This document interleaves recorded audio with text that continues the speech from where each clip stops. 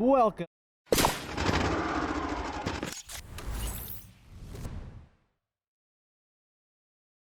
Welcome back to the farm, everyone. It is a beautiful yet brisk winter morning here in central Illinois. November will be expiring soon on the calendar, and before we know it, we'll be into December in the heart of winter.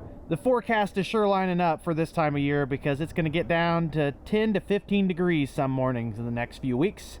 Sounds terrible, but I'm ready. I'm pretty ecstatic about today's video because we're going to be doing something a little bit different. Normally, the content is fairly self-absorbed on our farm. 99% of it is about me, is about our family, our operation, what we do. Today, though, we're flipping the script. We're changing things a little bit, and we're actually going to go watch another farmer do something a little bit different than our normal farming practices. A lot of you are probably already familiar with the topic of today's video, and some of you will have no idea what I'm talking about. It is strip tillage. For reference, I'm going to go into our shed and show you what we're doing for fall work and spring work, just to give you a comparison for what I'm about to show you at a field. The irony in having millions of dollars worth of farm equipment in your shed, yet not having a decent pair of work lights above to actually see what you're doing without opening the doors. Maybe that's a deterring factor so you don't work after dark or when it's too cold. Okay, that was a little misleading. We do have one set of lights. It's just not enough for the whole shed. It's not a fancy shed, it's a big shed though, so it's hard to kind of illuminate the far reaches without a lot of lights overhead.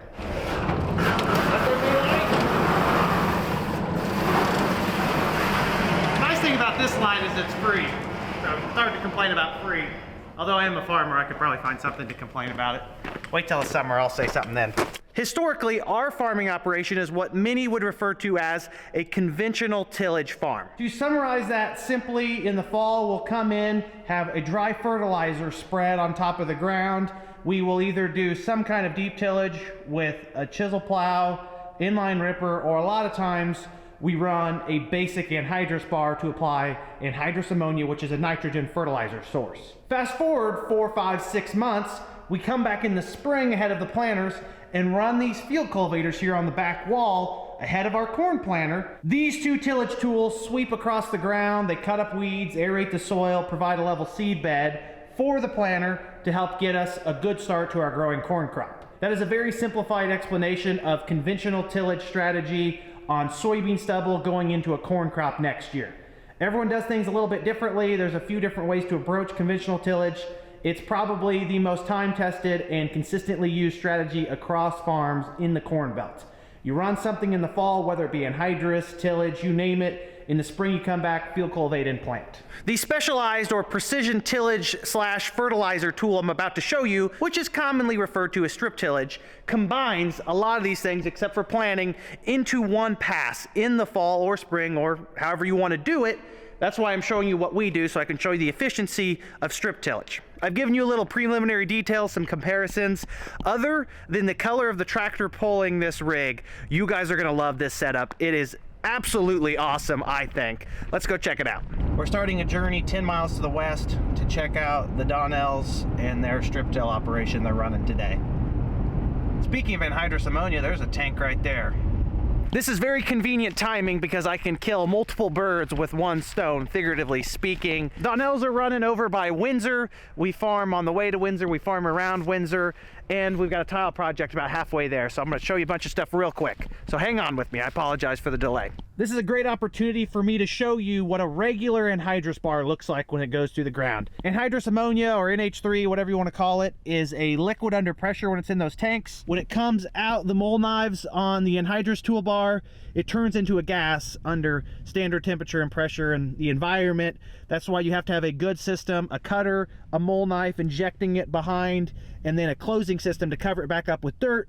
That way it all binds to the soil and doesn't escape. It's not exactly no-till, but this is relatively low disturbance. This isn't really deep tillage. I don't know how deep they had their bar set. A lot of guys run 5 to 7 inches here in the fall. You couldn't plant into this because it's a rough pass across here. It's not finished. Now we're going to look at the strip till so we can compare.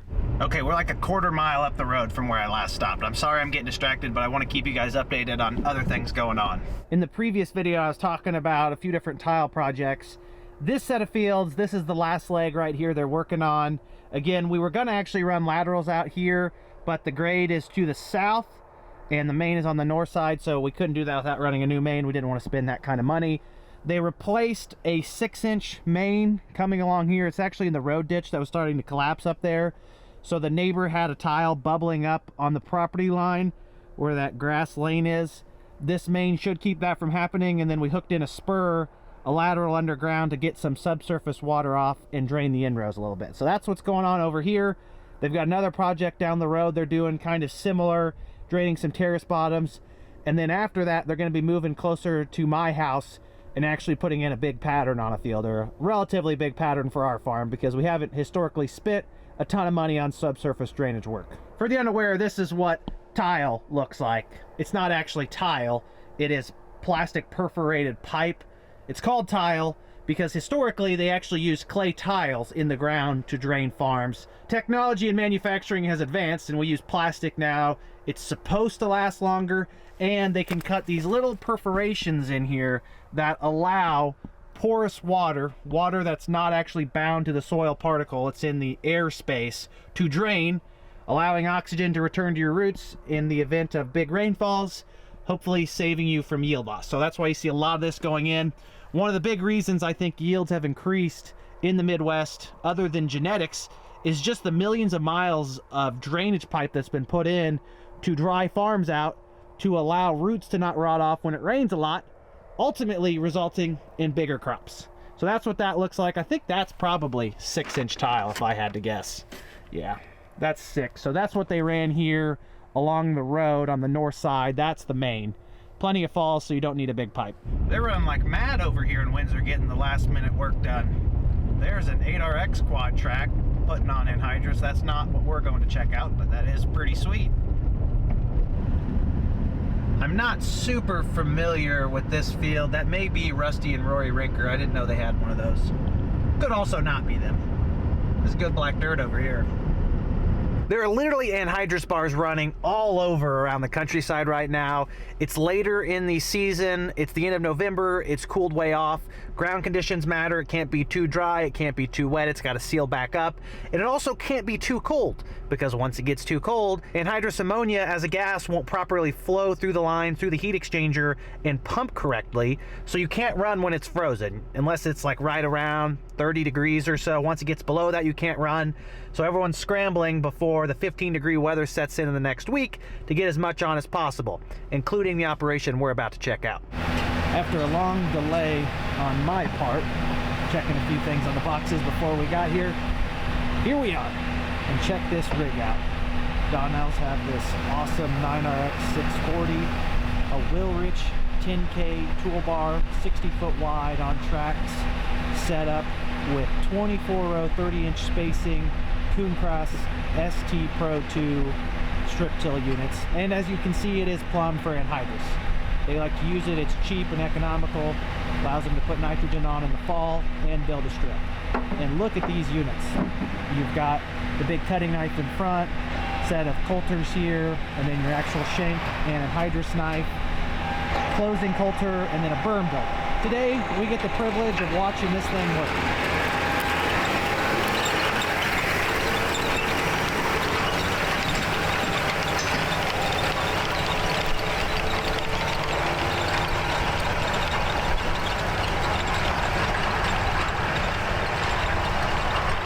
They were conveniently stopped because they broke one of the shanks, hit an oil well pipe or something on the other farm.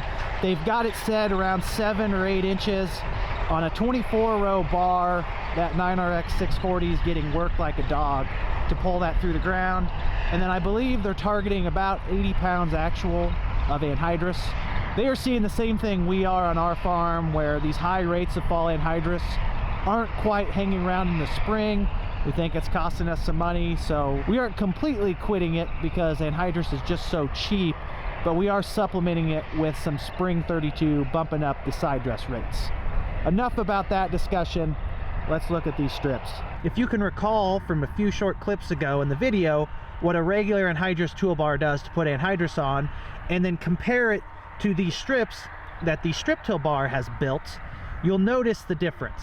Strip tillage is a method of combining multiple different passes into one hopefully resulting in a product that you can actually plant directly into the following spring without any additional preparation other than possibly spraying some herbicide.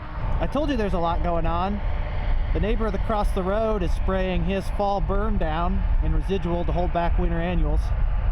That's my buddy Tice from college. He farms in this area too.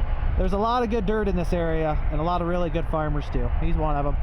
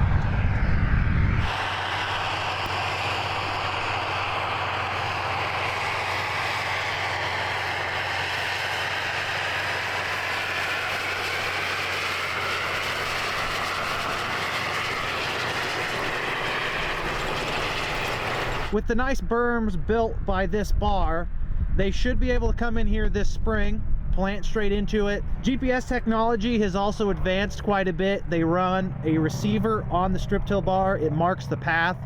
They use John Deere's auto path system, and the planter will know when they pull in here exactly where the 24-row bar went, and the 24-row planter will line up perfectly and plant right on top of the strip.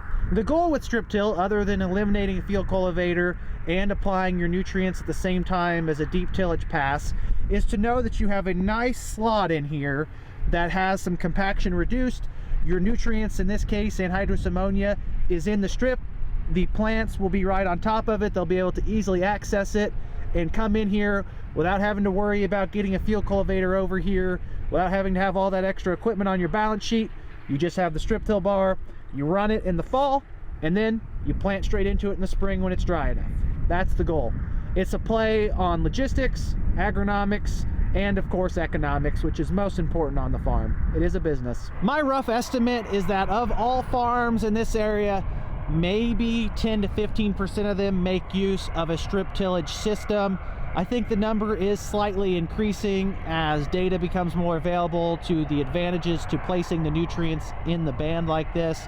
GPS technology has gotten better, as I mentioned, and of course people are just accepting new ideas, trying to cut costs. The Donnells have actually been strip tilling for a long time, probably one of the earliest adopters of the system. I'd say they've been doing it for 15 to 20 years at least. I don't know the exact number. This toolbar is brand new to them this year. Last year they ran a Case 60-foot bar. It didn't quite build as good of berms. It was more of a glorified anhydrous bar, to be honest, whereas this one is actually a berm building strip till bar plumbed for anhydrous. Before that, they had a 16-row John Deere 2510, which made phenomenal strips. The reason they upgraded is because they needed something bigger. They have a lot of acres to cover. They wanted a 24-row planter, and it's easy if you have a 24-row strip till bar and a 24-row planter. Matching the size of your equipment together makes things a lot easier. The only issue is that they don't have a 24-row corn head. They run a 16-row corn head on their X9 1100, so that complicates harvest a little bit. It's not a big deal with how straight things are with auto steer, auto path. It would be nice though to have a 24-row corn head other than hauling it down the road.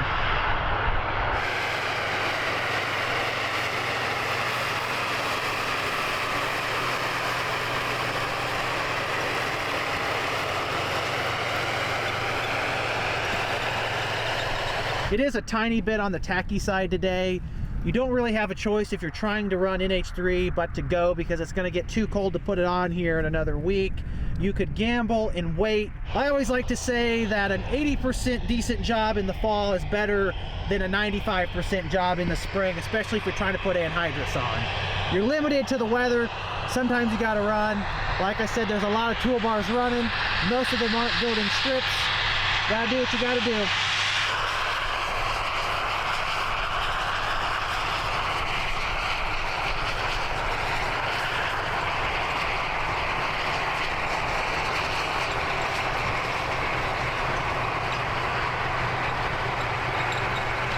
It's already cooling off quite a bit today. I can't feel my hands right now. It's gonna get even colder. It's that time of year. Anhydrous weather is what a lot of people would call this.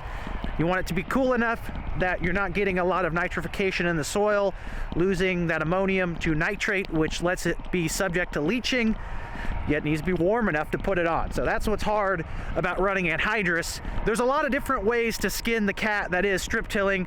Some people don't put anything on. They run a strip till bar purely as efficient tillage. They may run it in the fall, they may run it in the spring. Some people, like the Donnells, run anhydrous. Other people actually just run dry fertilizers. They can probably run a little bit earlier in the fall because of that. They're not worried about losing nitrogen as much. Some people run dry fertilizer and anhydrous together. Some people run liquid fertilizers. There's a million different ways to do this. Everyone's got their own opinions, different soil types, different farms. It's all kind of how you think it's going to be the best fit for you. I'll go ahead and run some drone footage here while I talk a little bit more about this operation. I'm sure some of you enjoy staring at my beautiful face. Others may be asleep by now. Regardless, I appreciate you watching the video. Make sure you hit that like button. Drop a comment, give some feedback, let me know what you think. There's a few things I'd like to point out about strip tillage that differs from a lot of things. Traditionally, when you put on anhydrous ammonia, you do the ends first. In this case, because the strip till bar is also technically seed bed preparation, they saved the end rows for the end. The reason for that is that if you did the ends first, you would trample all of those berms you've built, and then come next spring, although you would have something to plant into, you would have mangled a lot of the quality of the work that you put in with the first pass of the bar.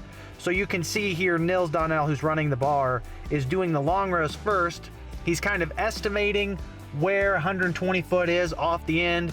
He's shutting off his master switch on the anhydrous to stop the flow of the gas, and then he's lifting up and turning around. At the end, he'll go back around and put the ends on as the icing on the cake. That way he can come in and plant straight into it next spring. Another consideration of this with anhydrous is the spacing of the wheels on the wagons behind you. Anymore, a lot of retailers provide twin tanks, which are big wide tanks. They have 2 of these bottles on them. The issue with this specific setup is that the twin tanks would actually run over the berms. It's not a big deal if you're not doing seedbed preparation, yet a strip till bar is. That is why they're running 2 individual singles tied together like this, because for the most part, they straddle the rows almost as if you were side dressing standing corn, as opposed to trampling them down like with the bigger bars. Yes, the twin tanks are more convenient. It's one hookup. There's a lot of reasons they have an advantage. If you're trying not to run over your strips you're building, you need these individual tanks to straddle the rows. A lot of you are probably scratching your head right now wondering, well, if strip till is that great and that easy, why doesn't everyone have one? It's pretty simple, ladies and gentlemen. Old habits die hard. Maybe one day when Katie and I fully take the reins, we might switch over to a strip till setup like this. There's a lot of advantages. There are a few flaws. I think that the Donnells would tell you that the anhydrous limits them a little bit because you need cool ground temperatures to put it on. If it gets wet and cool like it is now, it's hard to run in perfect conditions. They would have probably loved to run at the end of October when the ground was nice and dry. The strips would have been perfect, yet it was too warm. If I were to start from scratch with strip tillage, I would probably do a dry fertilizer setup myself. Donnells are a big fan of anhydrous. Again, it does present some challenges this time of year with field conditions and getting it done in a timely manner. This operation works harder than almost anyone I know in terms of working hours. They'd get more done in a 5-day work week than I could in 7. Their choice of using anhydrous ammonia is honestly why they have to work so hard in a short window to get it on, because if they were running dry fertilizer, they could have started applying there in October because you're not worried about losing nitrogen, and that's why a lot of guys run dry fertilizer. It's also a little bit less mobile in the soil, so theoretically it's better to have it right below the roots. We can argue about that all day. I'm not going to. Even though I could talk for hours about this, that's probably enough of my voice. Why don't we watch this work for just a little bit longer, and then maybe we can go hop in the cab. It's time to take a quick break from the video to thank the sponsor of today's video, DREO. Myself, my wife, and my kids were very privileged with the opportunity a few years ago to move out to our family's farm into one of the family farmhouses. There's a ton of perks to this. We're close to the farm, we're close to the family, we're close to my everyday work. We have a big yard, plenty of room for the dogs and the chickens and the cats. There are definitely a handful of shortcomings when you live in a 60 to 70-year-old house, other than internet, which we've recently been updated to rural fiber, which is awesome. There's a little bit poor insulation in spots, old windows. There's a lot of flaws to the overall design of the house in terms of heat and humidity, and that's where DREO comes into play today. Prior to even having a professional relationship with DREO, we actually had a few of their tower fans in our house to kind of provide some circulation in our bedroom. They have an extensive portfolio from heaters to humidifiers, ceiling fans, you name it, to help supplement flaws in your house. In the case of our house, we get a little too much hot air in some areas during the summer. We need fans to move that around. And in the winter, it gets a little chilly in certain rooms because of lack of insulation. For the wintertime, we just added DREO's 2-in-1 tower fan and heater. It does both heat if you want it to, or cool and move air if you need that, depending on the season and what your house needs. The wind gets up to 29.2 feet per second. That's the highest speed they've ever built a fan to produce. The 2-in-1 tower fan and heater is a great option for households like ours. It has a 2-second instant heat powered by Hyperamics technology. It can switch from heating to cooling with one touch, and it has up to 120 degree ultra wide oscillation. I know some of you get concerned about sound. Well, this is the product for you. It's ultra quiet, producing only 25 decibels. There's a lot of other features, remote control, different modes. You honestly just need to go over to their website and check it out. DREO has a really extensive lineup. I love this 2-in-1 heater, and there's other things to find as well. We have their humidifiers, their other tower fans. It's pretty neat, the things you can find to supplement different areas of your life or your household, you name it. DREO probably has something that can help you out. With the holidays coming up, it's a great time to treat yourself, others in your household, or friends and family. Follow the link below the video to check out what DREO has to offer. On the DREO website, you can also use the code aTrippyFarmer to get a little discount on your order. Recommend you go check it out. Appreciate you guys for taking the time to watch this. Now back to the regularly scheduled programming. The worst part about running Anhydrous is switching out the tanks, honestly, and that's why dry fertilizer is nice, because when you have those tanks behind you, you have to switch them, like I mentioned, and it makes doing the ends a little bit tough because you've got a train behind you that you cannot really back up any further than maybe 10 foot if you start straight. You do have to get a little creative when you're doing the outside of the field, just par for the course with Anhydrous.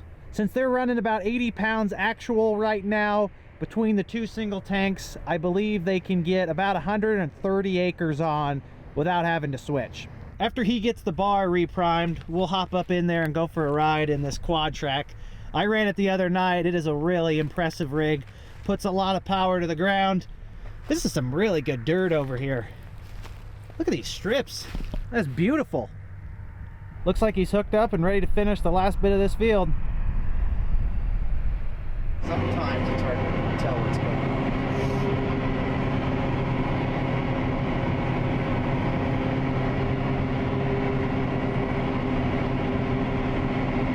It's really easy to change the depth on each row unit. You just take that deal that bends, you know, the shank. Yeah. It's got little grooves in it. You just raise it up. It tells you 7, 8, 9, 10. Yeah, that's not good. See, that's good. That one row is terrible.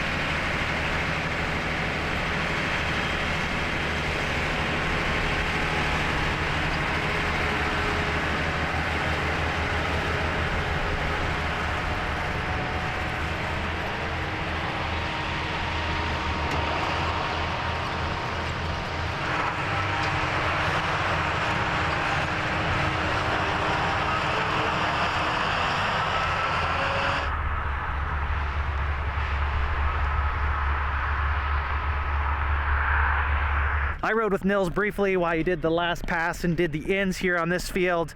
Didn't film a whole lot. I did run it the other night. It's a lot of fun to operate. I made the mistake there of not letting that last puff of anhydrous clear the air before I got out, because if you've never experienced it, a fresh breath of that stuff will wake you up pretty quick. I'd be pretty confident in planting straight into this next spring. I don't know about you guys, especially because this is dark soil. It warms up really quick. In a world where money was no object, it'd actually be really cool to see this strip till paired with some kind of stock decomposition product. There are some biologicals in the market that you spray in the fall and they help decompose some of this material. They already come out here and put a burn down and residual for winter annuals to keep this clean until planting time. Maybe if you threw one of those biologicals in here, it would chew up this soybean residue, provide even more nutrients to your corn crop next year. To be fair, in a world where money was limitless, I'm not sure that farming would be my first choice of work. There's one neighbor down the road's got a cover crop up in his corn stalks. I'm seeing a lot more of those nowadays. That might be rye and radish or something, oats, who knows. There's our field over here in Windsor. Regular anhydrous put on it a couple weeks ago. Hasn't been sprayed either. You can see the winter annuals popping through. It's a long train they got there. They got a swinger wide.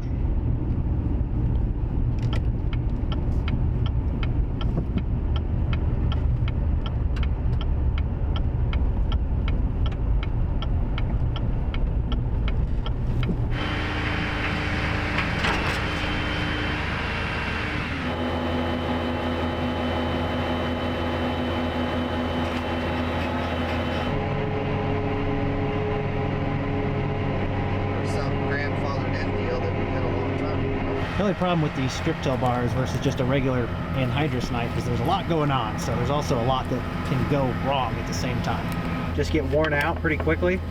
Well, we need to replace all the knives. I think they've done pretty good. I mean, we're gonna get, if we get rained out today, I don't know that we'll get another chance at it, but probably gonna have to replace them before we can get started again.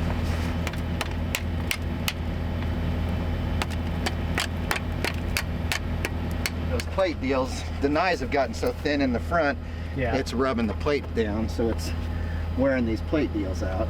So you can actually adjust the depth of the anhydrous on the blade So we've itself. moved it up. When we got it, it was all the way down. We've moved it up to where we think it's coming out around 5 inches. Yeah. Or just a hair less than that. You think 9 inches would just be too deep? Yeah. We put it in one year about that deep, a long time ago, and it was a wet year. So I don't know that the corn ever, it was worse corn some of the worst corn we've ever harvested, and that was well, actually that year we had a 16-row bar. We never had a real big, we used to pull with an 8960. Well, your dad traded in your 8970 to John Deere. He just put new tires on it before he traded it in. Of course, that seemed like a lot of power back then.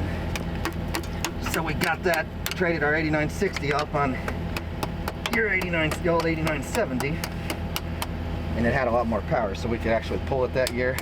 Well, we set it in the ground, put it in about 9 inches deep, and that was a terrible. Learn that lesson the hard way, huh? I tell you why this hasn't been sealing very good. Dad was working on these 2 rows. You notice these pinned all the way in the air. So my row cleaners, they haven't even been touching the ground on these 2. Just can't find good help anymore. What are you gonna do with those dads, huh? Yep. As you heard Nils talking, the actual anhydrous line comes in behind, and they can adjust the depth in the shank area where it's coming out. That thing popped out, so it's just kind of spewing out backwards.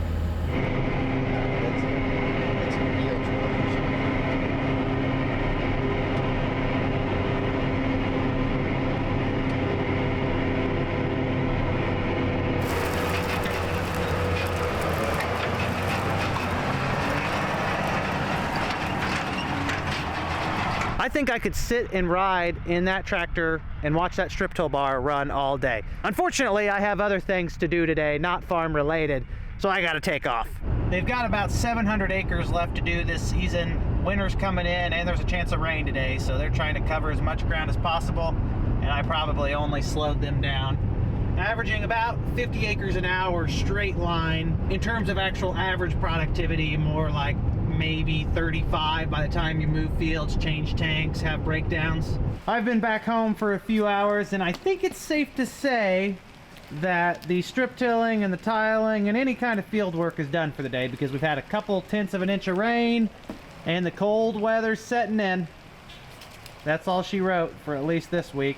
The tiling can resume once the ground freezes, I believe, if you've got a self-propelled plow with good ice pick tracks. Strip tilling's not exactly the same because the ground needs to be soft on top to build the berm, and it's got to be warm enough for the gas to flow through the lines, so they could be done doing that.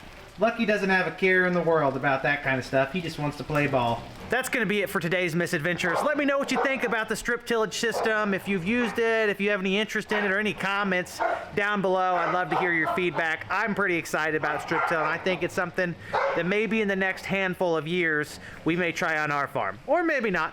We'll see how the cards unfold as time goes on. The dogs are getting pretty excited. Maybe the cold weather is getting them riled up. Either way, I'm taking off. Appreciate you all tuning in. Sure hope to see you in the next one.